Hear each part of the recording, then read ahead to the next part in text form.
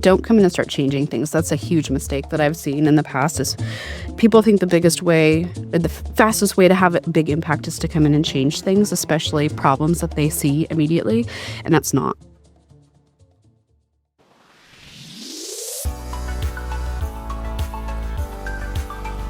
Welcome to the Ladybug Podcast. I'm Kelly. And I'm Emma, and we're debugging the tech industry.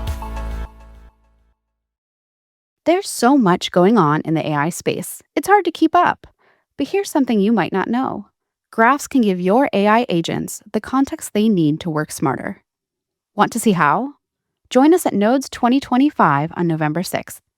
It's a free online conference where developers, data pros, and AI engineers from around the world share how they're using graph technology, from powering AI agents and improving data intelligence to building better knowledge graphs and graph-powered applications. There are over 140 technical talks over 24 hours, so you can attend the live sessions from anywhere. To register for this free conference, visit neo4j.com/nodes. So Kelly. So Emma. Another day, another episode. Another dream. What are we talking about today? Today we are talking about what to do when you start a new role and what your first 90 days should ideally look like. And I say ideally because no two jobs are the same and no two roles are the same. If you join a company as a manager versus you get promoted into a new managerial role at a company, that's going to look different size companies, all the things. So we'll be digging into exactly what that looks like. So let's open this up with a kind of broader question of like, when you joined Spotify, I'm going to ask you two questions. When you joined Spotify, what were your first 90 days like? And then when you came back from parental leave as a manager, what were your first 90 days like? So when I joined as an engineer, my first 90 days, I'd say the first 30 days were devoted to learning. So you're not really expected to contribute to the team's work, but instead you're in boot camps. They do engineering boot camps with all the new hires, where you do projects. They do what they call intro days, which is very cool. I joined during 2020 COVID time, so it was all remote. But normally they fly everybody to Stockholm, and all of the CEO and all of his team are there, and they all talk to you about the company mission and goals and all of that. So it's typically very cool. So you just spend the first 90 days getting set up with your IDE and understanding the roadmap and getting to meet your team members and all of that.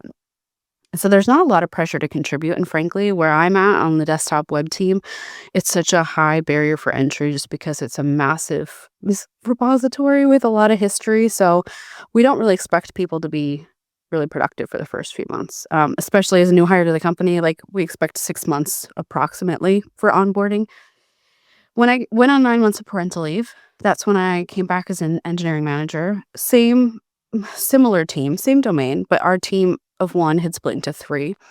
So I was managing one of those 3 teams. So I knew some of the people and I didn't know some of the people. It was kind of a good mix, but it all worked out in the end. And I moved on to the new team about a month in and just started learning about the roadmap, getting to meet people, having one-on-ones, setting up my calendar, meeting my peers now of engineering managers in my product area. Things like that. Cool. Yeah. Do you remember your first 90 days as an EM? It was, it's hard to say because most of my career has been running my own company. And so there was never really a first 90 days for me until I joined Spot, which was almost 3 years ago. So my first 90 days at Spot was a little bit more chaotic as well, mostly because I was shutting down my agency and leaving my other startup at the same time. And then I also was trying to finish up agency work that was carrying over. And so a lot of it was spent, of course, learning as much as I can. I had a manager who I knew personally, which definitely helped. And I kind of just got thrown into it, honestly. It's, at a smaller company, you don't have that much time to acquaint yourself. I had a lot of people who I needed to learn more about who my peers were, who, the entire extended leadership team, my direct reports, they were all getting to know me. There was one person who started the same day as I did, and so he reported to me. And so he learned who his manager was on day one as well, which was Mm. an interesting thing too. So yeah, I mean, within my first 30 days, honestly, I learned as much as I could, obviously, but I kind of got thrown into the deep end by day 60, and I had a lot more on my plate. I had a very expedited first 90 days, which I could call in like the first 45. Mm. Yeah, I'm curious, given that you were in your own company and then moved into a startup, did you have any formal like leadership or management training anywhere? No, Okay. I just learned for me, it's one of those things that it came naturally to me. Mm. I think getting my degree in social work and becoming a trained therapist also helped. Oh, yeah. I can call that formal leadership training in Mm. a regard. I did a leadership course, a couple of leadership courses, I guess. So yeah, I guess I do have some formal leadership training from before Mm. joining Spot, but never in like the hands-on tactical engineering manager what you would think. Yeah. I would definitely recommend if you're thinking about moving into an EM position or are going to, I would say ask if your company has resources, like formal training that are relevant to the company because Spotify provides two programs that are excellent. They're called Management At and Leadership At. Management At is the logistics of the job, what to expect, how our cadence runs every 6 months regarding performance evaluations, compensation reviews, stuff like that. And then Leadership At is a week-long in-person event. It's not just managers, it's any leader who's not in an IC or an individual contributor role. So it's going to be like product managers or data science managers, engineering managers, things like that. And you get together and it's still related to Spotify, but it's more about having these crucial conversations and difficulties you might face on the job. And you get to go to those about 1 to 2 months in, so it's not like the first thing that you do. But it was definitely worth it. I will say, I've noticed there are some conferences out there that look really nice for management or leadership, but they tend to run really expensive, which, Yeah. I mean, get your bag, of course, but it's at the point where, like, I think they're expecting companies to send their employees there, and I'm like, "Are companies affording this?" Like, even Yeah. still, I'm like, $1,200 for a ticket for 2 days is nuts to me. So much. I would just say, hey, I'll speak if it means I can go for free. Yeah. Just because I want to learn from other people, but like, especially when you were at a startup or you're running your own company, like, it's not an opportunity. Yeah. Like, that's not So open for you. that's not something that you have to invest in. Like, if your company doesn't provide formal training, like LinkedIn Learning has courses that you can take for really affordable prices. There are books, of course. Our podcast is a resource. Plenty of like more affordable or free resources. So, but yeah, if your company does offer formal training, take advantage. We also do interim EM roles because uh, even in the US, Spotify offers really great parental leave, but I'll be taking parental leave starting in April and I'll be gone for 7 months. And that means we hire an interim EM for my team. So it's open to anyone in like our studio or our product area to apply. It could be from my own team where they basically are my replacement for 6 to 7 months or longer. It's a really great way to try out the role before you formally move into it. So Yeah, if I love that yeah, because, it's I think a lot of people like there's an article that I can link to, and I'm sure we've talked about this a lot, but Charity Majors has an article on like the pendulum of like moving between IC and EM. And I think a lot of people it feels like a huge commitment to move into a manager role because it is a very different job. And to be able to try it out without like a full commitment is such a cool idea because let's say you're interim EM for a while, you're like, wow, I really love this and I want to stay being an EM. Then like that is going to be your career trajectory. Instead of saying, I actually, it was fine, like didn't love it. I want to be more hands on the keyboard. I'm going to stick to the IC side of things. It's such a good way to try things out. yeah, it's a pretty low barrier to entry. I mean, I wouldn't take that with a grain of salt because every decision you make still affects a person. Of course. However, at least on our side, like the folks who are standing in as an interim, they don't get to do compensation review. They don't get any salary information about their direct report. So it's not like the entire scope of the job, but I think I mean, that would make a lot of sense, right? Why would you be privy to people's financial information if you're not going to be permanent? But yeah. So I never went through the interim process. I went straight into the role. But if you do have something like that, I think it's really valuable. Yeah. So let's talk about, if you transition over to an engineering manager role, we mentioned at the beginning, like it's going to vary, like the kind of advice you take is going to change based on, what type of the team and company you're moving into. And one of the things that, I've seen both sides of is taking over a high performing team versus taking over a low performing. Having managed a low performing team in the past, I think high performing teams are a little bit easier because they help you ramp up. Like they're like I've managed very self-managed teams before, and it's very hands off. Like they're like, hey, these are my priorities. Which one should be number one? Or so and so came to me, what are the trade-offs we need to be considering? Or like architectural conversations, system design conversations, like, we're stuck between these two solutions, which how should we approach this? Like those types of things are what you see in a high performing team. In a low performing team, maybe they're not moving as quickly as they should, maybe they're introducing a lot of regressions. Maybe there are cultural issues on the team, communication issues on the team, just something's not working. And you have to spend a lot of time figuring out what's not working before coming to a conclusion. And that's a really important point to make, because the last thing you want to do is run in and be like, you hear from one person, be like, this person's the problem. And they're like, okay, well, I'm going to fire this person because obviously they're the problem. And perhaps maybe they're not the problem to begin with. Maybe it's more systemic. Maybe it's something that's more procedural or process oriented and not like in one particular individual. I've managed individuals in the past where, I thought they were low performers at first, but what was really the problem is that they're working on a problems like a problem or a stack or whatever that's just not suitable for them to thrive in that environment. And you pull them off of that team and suddenly they're thriving again. Like, this is the problem with taking over a low performing team. You have to go in with zero assumptions. And it can be really challenging if you know some of the people on this team before you move into this role.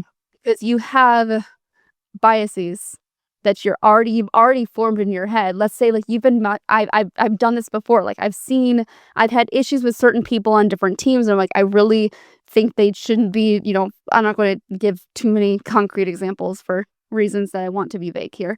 But if I'm saying like this individual, like I feel like they're writing most of their code with ChatGPT because I don't believe they're actually writing that many comments in their code.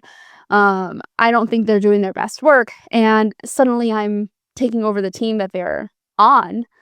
I'm going to point this out as being like, okay, so here are some process things we're going to use around like how are we going to actually use, AI like Cursor or ChatGPT or whatever to help us write code.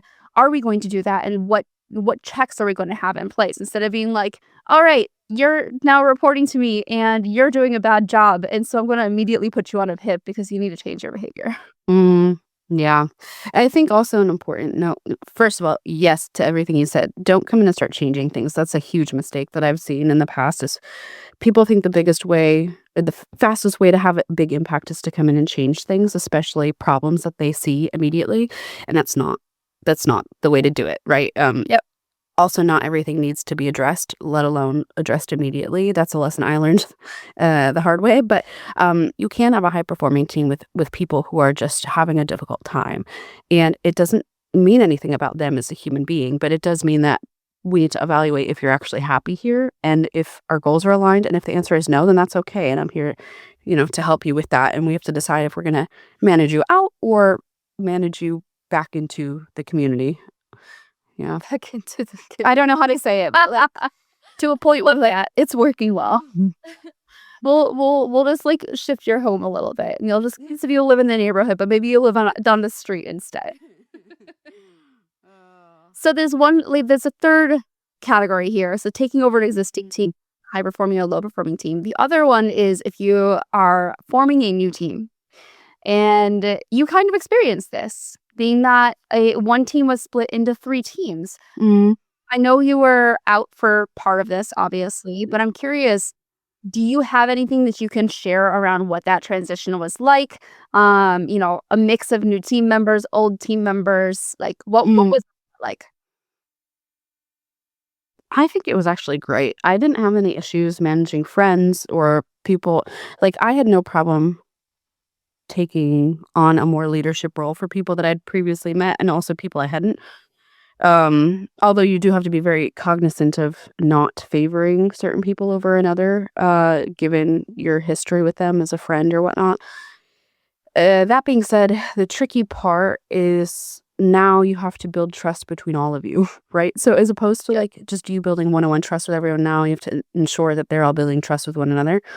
Um, so I didn't think it was a strange transition. Something that I did right off the bat was I did 2 exercises with people. One was called a moving motivators, where we had this like Figma or FigJam or Mural, one of those collaborative tools. And there were a series of cards that laid out like, um, essentially you had to rank things that motivate you in your current life. So like money is a big motivator for me at this point in my life, or recognition from peers, or autonomy to do my job as I see fit, or work-life balance. And you rank them, and at surface level it seems very easy, and then you start getting into these conversations and it's like, oh, I actually don't care so much about money. It's important, but like what's more important is working on cool stuff. I did that with everybody and that was helpful. And then the second one was a career trajectory, where we walked through the past, I don't know, 10 years of both of our careers, where we'd been. And then we also marked them as like, how motivated were you at this point in your career? And we drew a line so we could kind of track like, oh, okay, I'm really motivated when I'm working on consumer facing products, and I'm not so motivated when I'm working on internal tooling. And we both did that for one another. So doing those 2 right off the bat really helped establish a rapport that didn't previously exist. Um, so I mean, I found the transition quite easy, given that like I had a manager do those with me. It went over really well, and then I got really great feedback from the team about them. Um, yeah, I think people just want to feel seen. Yeah. They don't want to feel micromanaged, but it is good to always ask, like, how do you like to be managed? Think of a manager that you had that was really great. What did they do differently? Yeah. And something to add to that, like a third document perhaps, is a how to work with me doc. Have you done this before? Yeah. Yeah. I think this is so useful, and I recycle the same how to work with me document at this point and just update it. Basically this outlines, here are my working hours. Here's how I prefer to correspond with people. Is it email? Is it Slack? Here's, how you can expect me to communicate outside of working hours. There are certain times where I'm actually available because of different time zones. Other times, like, don't contact me on the weekend unless it's absolutely necessary, or like after a certain period of time. How do you like to give and receive feedback? Some people like to have a lot of like external validation in the work that they do. Like, they want to be celebrated by others. Some get really, really uncomfortable if you compliment them in public. No, understanding that. And then especially on the constructive criticism side of things, like, do you prefer to have a face-to-face conversation? Do you prefer to have it in writing? Like, how do you like to communicate? Do you prefer like let me get straight to the point and tell you what's going on, or do you want me to sugarcoat it? And that's not necessarily a bad thing. Again, there's a lot of cultural implications to how people communicate. And I can tell you certain people on my team who they want me to sugarcoat it. They want me to be as gentle as possible with them. And others who are just like, this sucks. Like, this is not good work, and here's why. And that's part of just learning about your team. And then I also like to include some of the more like personal things on it. Just like, here are my hobbies. Like, here, like, I like to run and I like to read, and I'm into Pilates and like that kind of stuff. Just so like if you want to talk about something not work related, you kind of know what I'm interested in. I like having this available to anybody who joins my team, or a team that I join, and that goes for like peers, my upper management, any kind of like cross-functional leaders that are involved, just so they know how I like to work as well.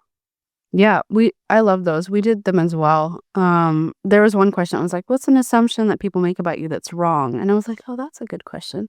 But we all presented it to one another when we formed these new teams. We did them in person, and it was really, really nice. So do recommend that. I love that. I love that you could do it in person too. That's such in a world where a lot of companies are still fully remote or mostly remote, or even somewhat remote. Well, we are fully remote, yeah. And we're spread across like the EMEA time zone as well. So it was kind of like we get together once a year and team build, and yeah, it was really nice. Yeah. So that's building trust. The next thing I would talk about earlier on in your first 90 days is more around understanding, and this kind of goes into the how to work with me side of things, but like, how does the team need to function? What kind of rituals do you need on your team? How do you want to know what we have coming, down the pipe? Are you the type of person who likes to balance multiple small things at the same time? Do you want like one meaty project and one small thing? Are you like, I can only focus on one thing at a time? And understanding, how each of your team members work and how this fits into the overall roadmap as well, will help you get better alignment on how to best set your team up for success to actually deliver against that roadmap.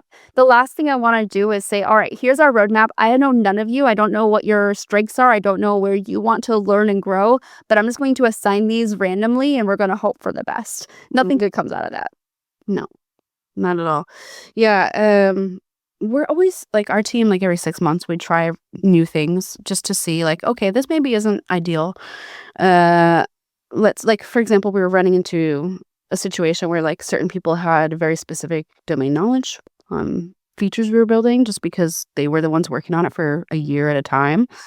And should anything happen to them, like they go on vacation for 3 weeks or they move teams or whatever it was, we'd be at a loss. Like we will not be able to. We were lacking documentation, probably. That was problem one. But what we realized is it's probably good to circulate people on work streams more frequently and pair someone with good knowledge with someone new to the work stream. So we started like pairing up people based on who hadn't worked together and who didn't work in this domain before. And yeah, I think just having those conversations as a team, and I don't know if you do retrospectives, but we do them every 2 weeks. Sometimes they're more like emotions and feelings oriented, like how are you as a human being? And sometimes they're more about, hey, how are we doing on our roadmap this cycle? How did the last 2 weeks of work go? But again, don't come in and just start changing things or adding more meetings. As here's a secret, nobody likes meetings, so don't come in and add a bunch of meetings. That So yeah, I think just observe, ask people what problem areas they see, if there are any improvements that can be made. Also being very clear about whose job is what, who does what job.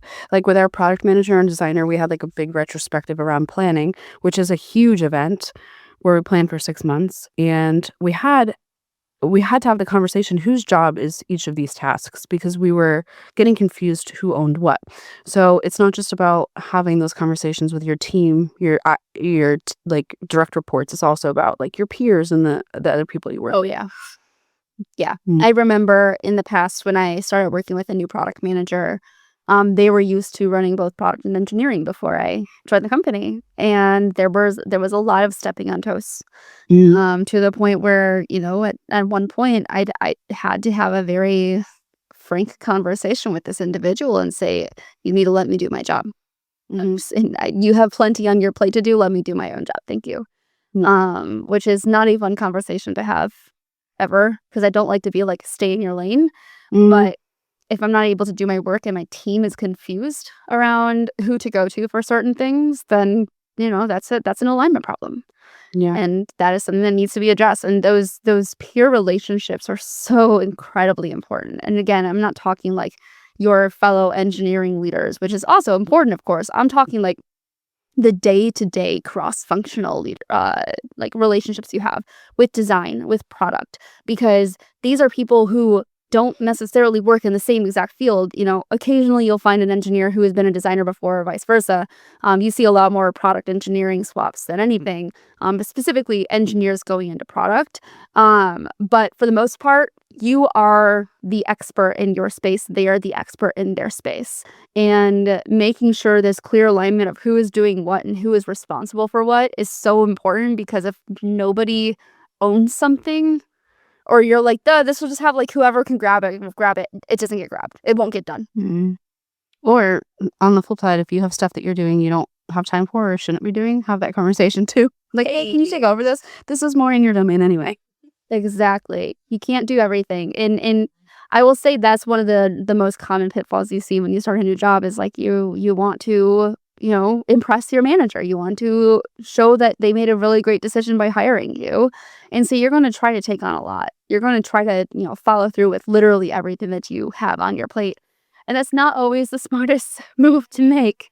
sometimes you got to take that step back and be like, oh, okay, I don't actually know what's going on here. And also, there's somebody who would be much better suited for owning this or managing this, and I can learn from them. That's not you not doing your job. That's you literally learning in your first 90 days, as you should be doing. Mm.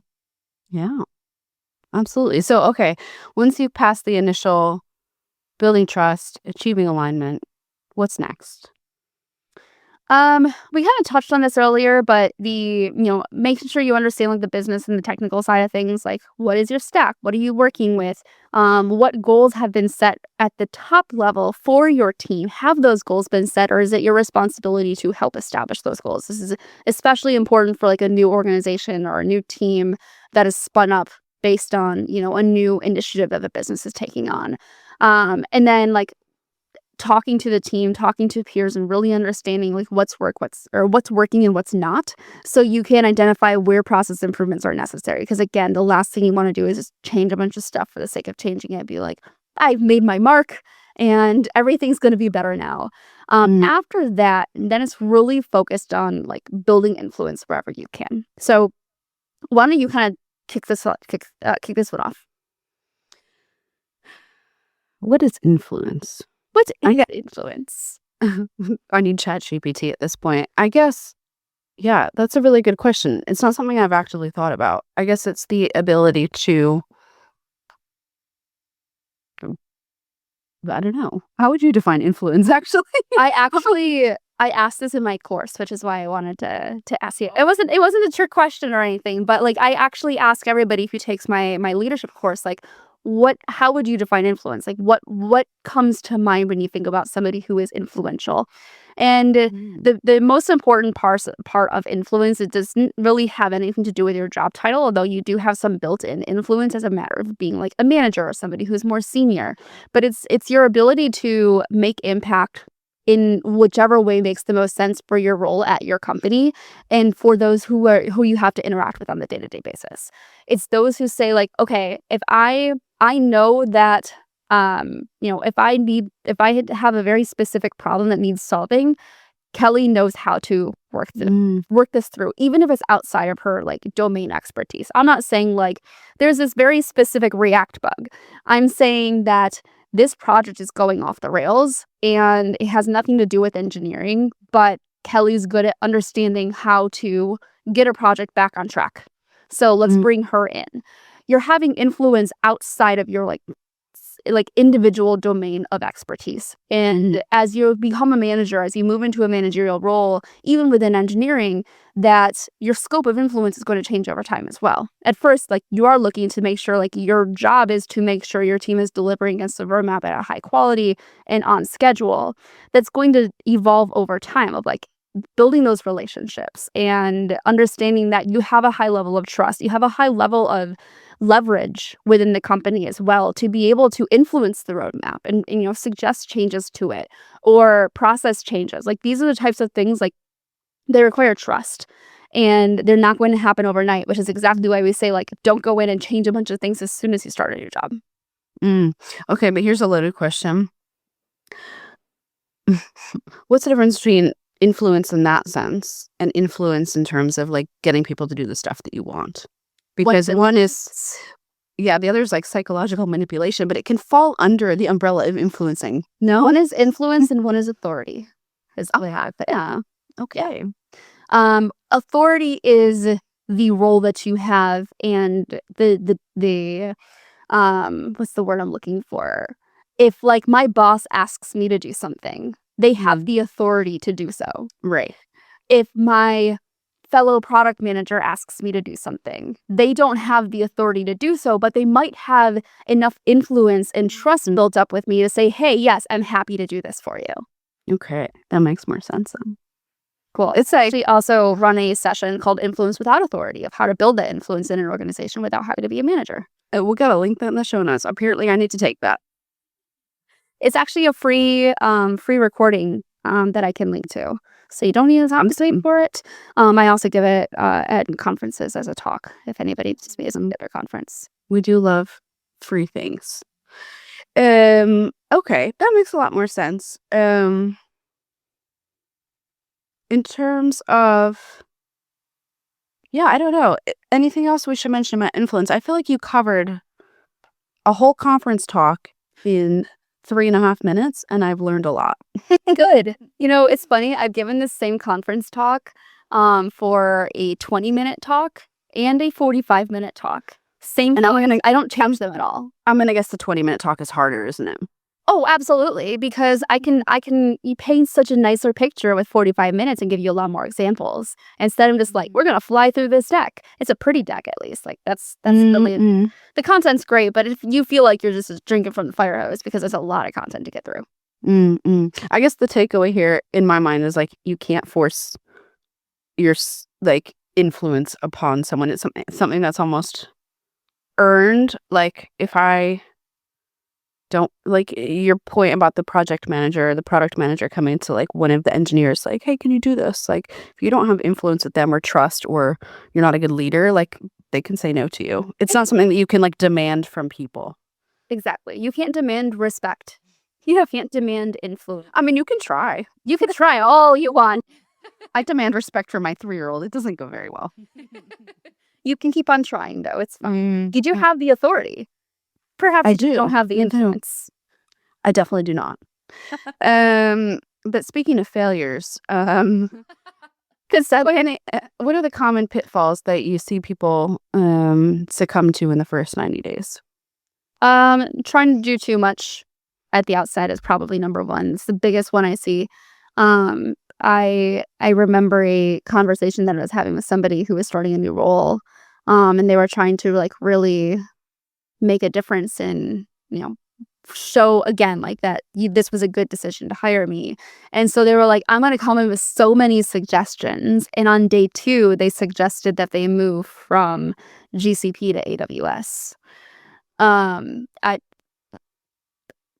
There's no way in 24 hours you have figured out that there is a fundamental issue on a cloud platform that's going to require them move from one platform to another.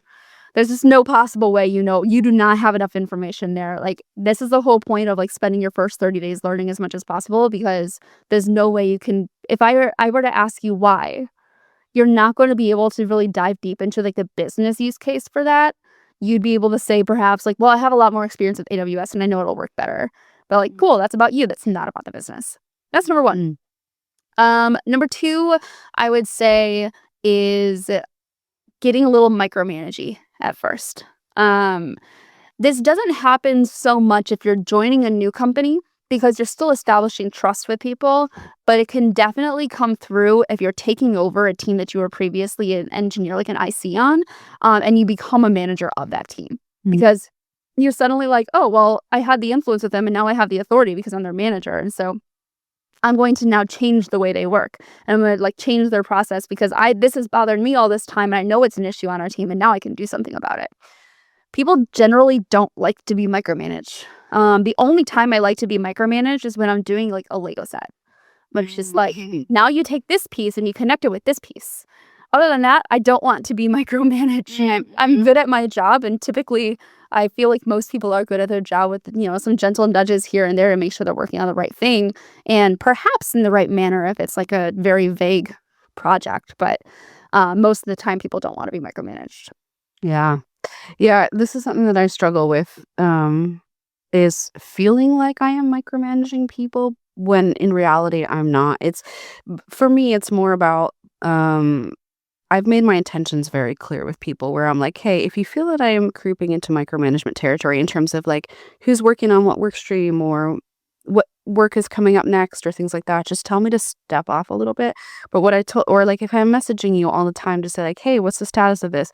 What I've told them is, it's not because I'm checking up on the status of your work.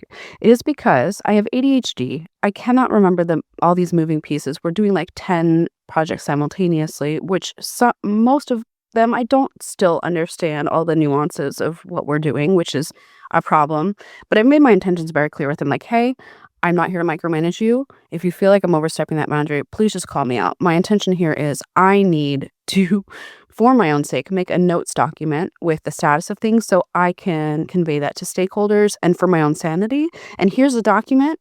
you're welcome to update it on your own. You're welcome to see it. Like, it's for everybody. But that was the one thing that I don't want to say I have imposter syndrome over, but I do consciously worry about is like, do they think I'm micromanaging them? And ultimately the answer is no, but I think it's because I've made my intentions clear and I've explained why I'm doing what I'm doing. Yeah. No one likes micromanagement. Nope, not at all. I was going somewhere with that, but No, I mean, it's gone. but that is like, you're making a good point there. And I think that's also important to address that, like, what I consider to be micromanagement might not be what you consider to be micromanagement. And again, it's all about, are we working in a way that, like, do we have alignment in the way that we work? Is our working model working? And that is an important question to ask people.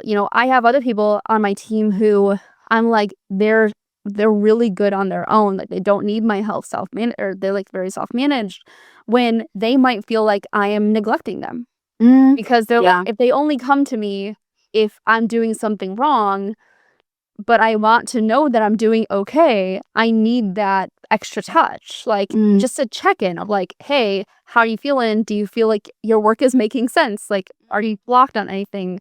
And that's not micromanaging. For others, I need to tell them like, hey, this is the project that you need to work on, and these are the steps that you need to follow, and this is how you're going to do it. Typically, when they're on like a PIP or they're at risk of being put on a PIP, they need that higher touch for a reason. But again, as you said, you're explaining why you're higher touch in some areas than others, and then you're like, okay, well, there's no question as to why they're acting the way they are. There's actually something here that we're working through. And sometimes for people, I will ask them, like, I feel like they're not spending their time wisely, but perhaps I've taken over a new team and it's somebody on the team where I'm like, I feel like I should be getting more out of you and I'm not. And so I want to understand like how you're spending your day. Like, if I see that you're actually in way too many meetings that you don't need to be a part of, I'm going to help you clean up your calendar. If your meetings are so spread out throughout the day that you have a context switch all the time and so you're never really able to get like deep work sessions in, I'm going to help you with your calendar. If you're helping by like jumping into projects because you feel like your team needs that extra support and they really don't, but you just like doing that job, then we need to talk about whether or not you're in the right role. Yeah. No, that makes total sense. Yeah, so I guess that's a good point. Micromanagement means something different to everybody in every team, so it's better just to have that conversation. Yeah. For me, I think it's more about my team cares more. Like, I don't come in to tell them how to do their jobs, but I do come in and ensure that they feel supported, that they have what they need, that I understand what the blockers are or whatever. And then sometimes they'll even come and ask for me to step in at some point, and I'm like, okay, that's awesome. Happy to do it. Yep. On my side, I have two.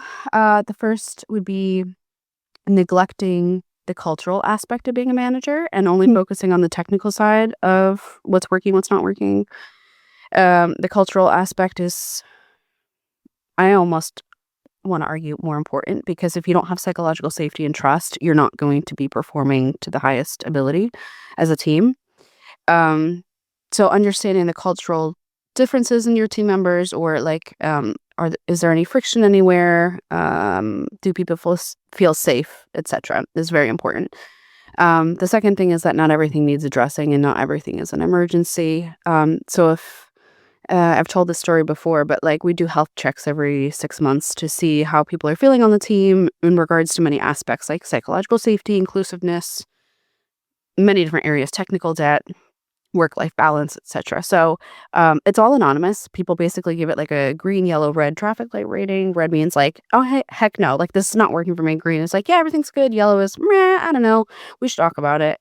And they can leave comments, but someone had left a red on psychological safety, which superficially seems like it's a huge problem. And I would argue that it is. However, I failed to take into consideration the other aspects of this. The other aspects were I had left the anonymous survey open to anybody in the channel, which meant that anybody could go fill it out, any of the 42 people in the channel. And I only have 7 engineers, so the math was not mathing. Come to find out, it ended up being somebody who was not part of my engineering team. It was someone that we worked tangentially with. They ended up having a problem with another team member who was also not an engineer. So their red rating it was almost, and it had happened like 6 months prior. So it was not relevant to the discussion that was being had. The goal of this survey is for me and my engineers to discuss how we're doing. So that was a circumstance unforeseen. However, I had somebody come to me on the team and said, I've never seen a red in this area. We need to do something about it right now. So me being a new manager, I'm like, yeah, of course we do. Like, people aren't feeling safe. So I scheduled an hour-long workshop with everybody on the team, engineer-wise, to establish trust and psychological safety, only to find out everybody on the team feels great. They all trust each other. Psychological safety is not a problem. So it was an hour wasted for 7 engineers. So 7 hours of engineering time. So my point being, not everything is the emergency it might seem at face value, and it's much better to sit and evaluate. And if you're uncertain if you should act on something, talk to your manager or a mentor or somebody else. There are cases, of course, in like that you do need to act immediately. Let's be clear about that. If somebody's being harassed, or if somebody comes to you and tells you they feel psychologically unsafe, that's a different situation. But yeah, in most cases, it's not an emergency, and a lot of times things resolve on their own. So those would be 2 pitfalls that I myself have.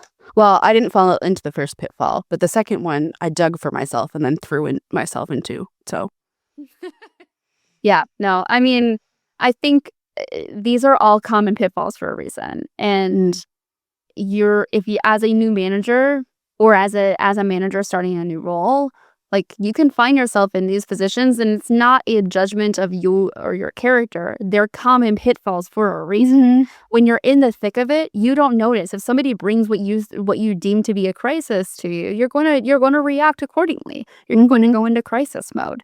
If everything's a crisis, then, well, that's a different conversation. But like, it's normal to experience these, and that's why we do these pulse checks for ourselves, and that's why we evaluate ourselves, every 90 days, every 6 months. Be like, are we delivering the way that we should for our team and for ourselves as well? So I think that's a good way to wrap up this episode. Indeed, it is. We'll just wrap it up with your failures. That's fine. I love that. No, as a last note, a lesson I learned pretty quickly as somebody who feels very deeply and is very emotional is that as a manager, you're going to struggle with this. And there is a difference between empathy and compassion. Empathy being you sit with them and their emotions and almost absorb some of them, from what I understand. And that is not necessarily the best way to do it. Compassion is like, hey, I'm with you. Like, I see what you're going through. It's really tough. I'm here for you. But you don't take on like their difficulties as your own. Like, you're still able to maintain that boundary. And that was an important lesson I had to learn. And I learned that from or it reminded me of that when you said, like, not, what did you say? Like, everything's a crisis. That was me in the beginning. I'm like, everything's a crisis. I'm sitting with all these people and their emotions. And then I'm like, but I don't have to. I can still be there for them. Yes. Not to mention, some of these crises are like genuinely just like they're fires that exist. Yeah. Occasionally, like, you're going to have to let a fire burn because it's not a huge fire, but there are other more important fires that require your attention. Indeed. So speaking of fires, that was not a segue. I have nothing to say about that. But resource of the week. Yeah. So mine's very topical. It's a book called The First 90 Days by Michael D. Watkins. Walks you through a lot of the similar things that we discussed today. I think both you and I have some qualms with the book that is not, perfect. Not that I would expect any book to be perfect. But if you're starting a new job, moving into a new role, changing teams, I think it's always a good refresher just to remember, like, kind of, again, like that reset of like, okay, starting, like, this is an opportunity for a fresh start. How am I going to approach this? Yeah, it definitely has some good practical advice out of that one. One of the nonfiction books I really enjoy from an author I really enjoy is called Think Again by Adam Grant, where he basically challenges you to spend a lot of time rethinking things, or as much time rethinking things you believe as well as thinking about things for the first time. So always challenging your own assumptions and beliefs. That one has been on my bookshelf for a very long time, and I need to actually read it. Yeah, I really liked it. It was a good one. That's to know.